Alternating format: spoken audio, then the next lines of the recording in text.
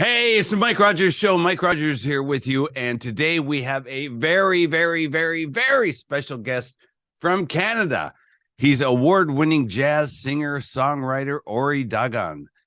He has attracted a dedicated and growing huge audience, both in his native Toronto and internationally. He brings a wry and agile sense of swing to everything he does, whether interpreting a standard, spinning a pop tune in his head, or introducing his own original music and lyrics.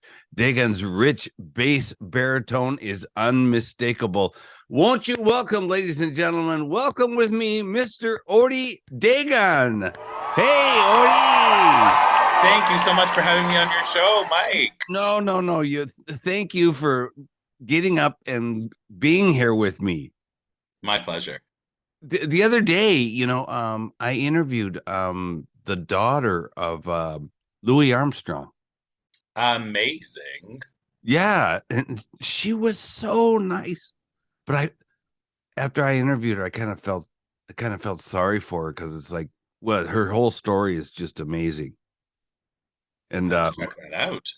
Yeah. So anyway, did you know that Louis Armstrong had a daughter? I thought that he had several different children from different That's what I thought. That's what I thought. So, okay, Ori-san, can you give us your own introduction of yourself? Well, I take jazz music very seriously. I don't take myself too seriously. I love the music, and I love finding new ways of introducing it to people. Mm-hmm. And I've been doing it for almost 25 years, which is pretty shocking. But I've been doing my God. music. I know, right? I've been doing music my whole life. Like, I started off as a musician before I could even talk. Uh-huh. But I didn't start singing until I was in my late teens. That's, I guess, kind of an interesting thing. Mm. I was a very shy kid. Like, it would never have dawned on my parents that I would become a singer or an entertainer, because you know what? I remember when I was in school, I was so shy that I didn't even participate in class, even if I knew the answer, because I was like so quiet. And, it's funny. I mean, I got into jazz because I heard Ella Fitzgerald's music. Right. Mm-hmm. Before that, I was doing classical piano. So, I mean, I was a musician. I didn't love classical piano. I didn't know why, but I just found it boring. Mm-hmm. It was the same thing all the time. And so, I mean, I didn't know jazz. There wasn't that option when I was growing up. It was just, that's all I knew. I was born in Israel. We moved to Canada when I was about 8 years old. Haifa, Israel, right? Pardon me? Haifa, Israel. That's right. Haifa, Israel. Yes. Yeah. So anyways, I didn't really get introduced to jazz until I was about 18 years old. And Really? yeah, I know it's quite odd. And that it really kind of shook up my whole world, because I had just given up classical music about 2 years before that. Uh-huh. I took it up to grade 10. I was just kind of bored with it. It wasn't my thing. And interestingly enough, I realized kind of how noteworthy this is, but when I gave up classical music, I became a creative writer. So I really got into poetry, and I wrote about 2 collections of poetry. And, later I got into singing, and it took me like years and years and years later to realize that scat singing is poetry. Mm-hmm. It really is. Like, when I do scat singing, I almost think of it as rhyming sounds and rhythms. Oh, yeah. So let me ask a question. So don't think of me as totally dumb, because there's a lot of Japanese watching this video. What is scat singing? I'm glad you asked. So scat singing is when in jazz, especially in jazz music, you hear a vocalist using their voice as an instrument. So it might seem a little complicated at first, but it really is just using the jazz language, using your voice. And I'll tell you a secret, the ones who are the best scat singers are all these jazz musicians, the saxophone players, the drummers. They know how to scat. They just keep it a secret. But, to give you an example, you take a melody like Happy Birthday, Mhm. so you start off with Ah, and then you improvise on it.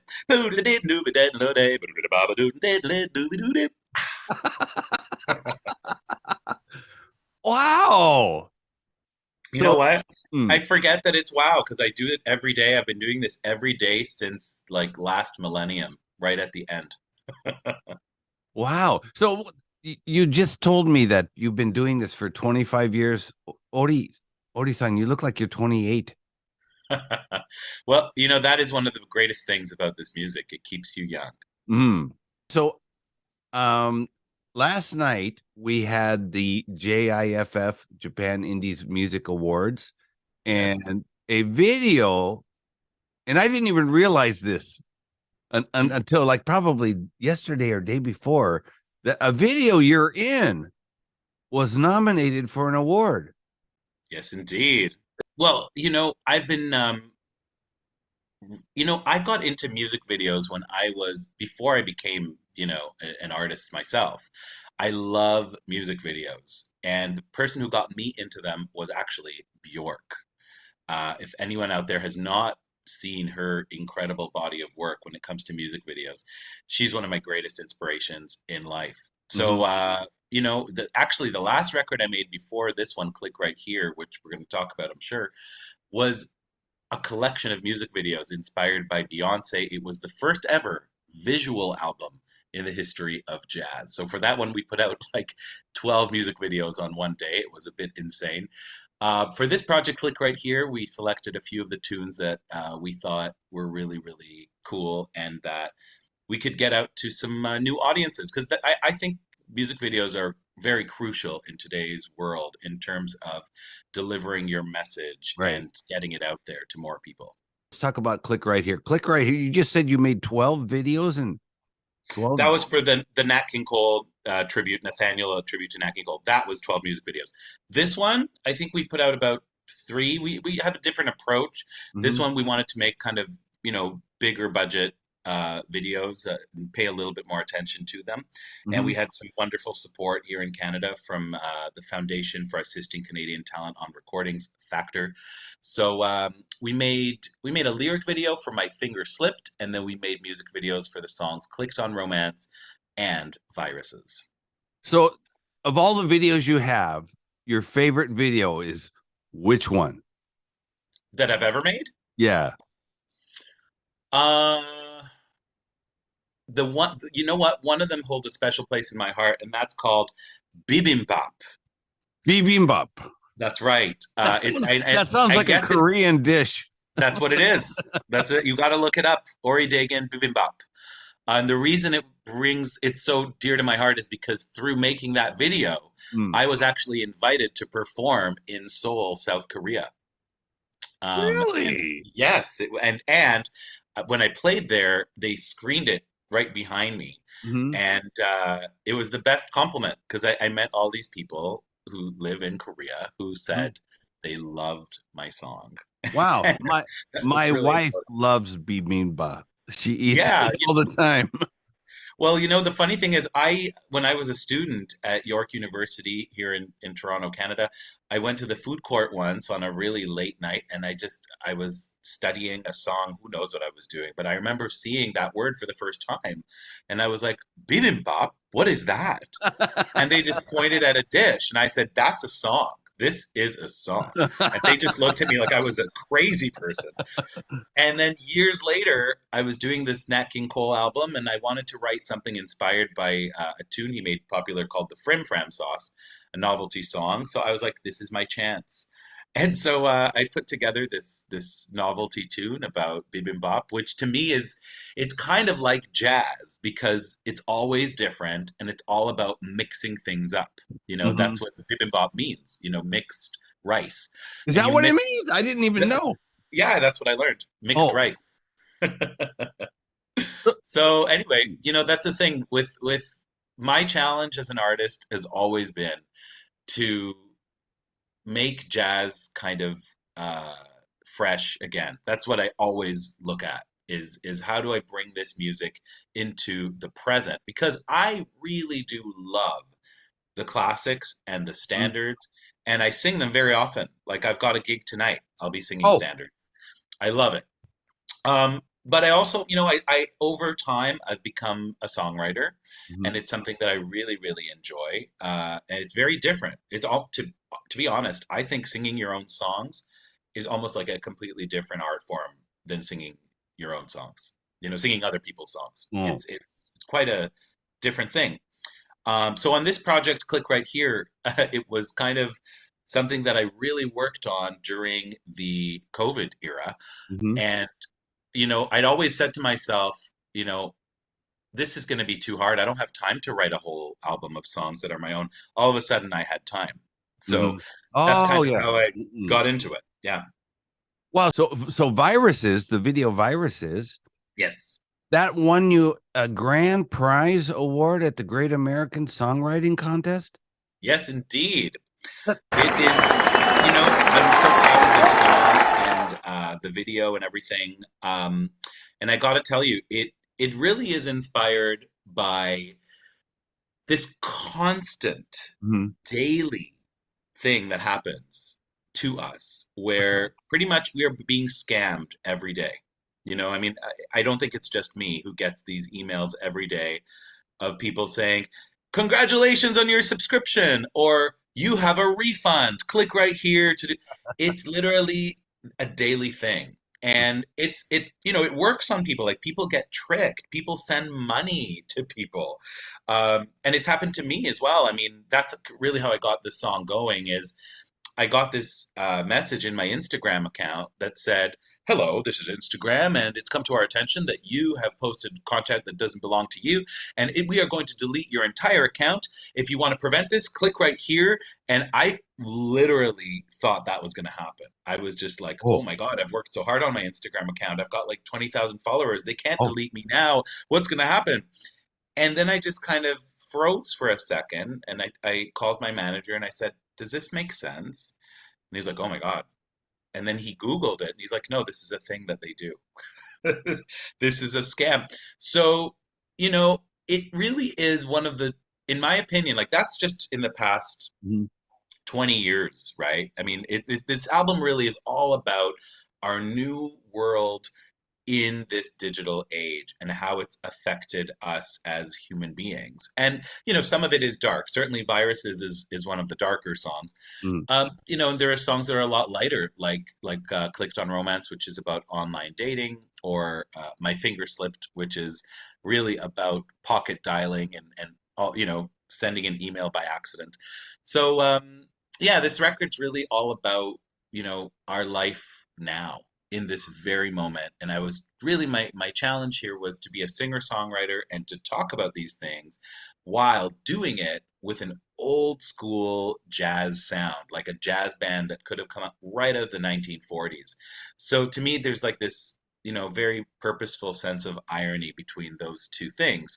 Because for me, jazz, what makes it so special is that even though it's rooted in very deeply in tradition and being Mhm. influenced by others, there's this thing in jazz that allows you to really be yourself and to be original. And, from night to night, it's different and it's fresh. So that was really important to me is, to kind of be different. And I have to say, when I won that award from the Great American Song Contest, I was so flattered because they had a blues Americana category, they had a country category, they had a rock category. Guess what? They didn't have a jazz category. They put Really? me in, yeah, they put me in the other category. And Other. I just said, thank you for listening and because I gotta tell you, I've lost opportunities in my career just because I sing jazz, for sure. It's just, it has a reputation of sometimes people are scared of it and they don't know it. Mhm. So, the way I view it, that gives me even more encouragement to spread the word about it and to try to get people interested in it. You know, um, that's interesting what you're saying about people being scared of jazz. I think it was about 1983 or 84.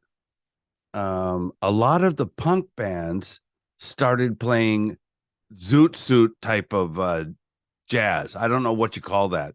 Right. It got big for a short time, but then it kind of faded away. So for someone like me, jazz has always been there. I mean, and it always will be there. So what you're saying about people being scared of jazz, does jazz get a lot of airplay on the radio, or what's the problem with it? No, it does not. I mean, here in Canada, I once won an award for Toronto Independent Music Awards. I got the best jazz act. This was in like 2015. It was really great. And the prize was, one of them was getting a consultation from a radio tracker. So I got this consultation from this person who works in radio in Canada.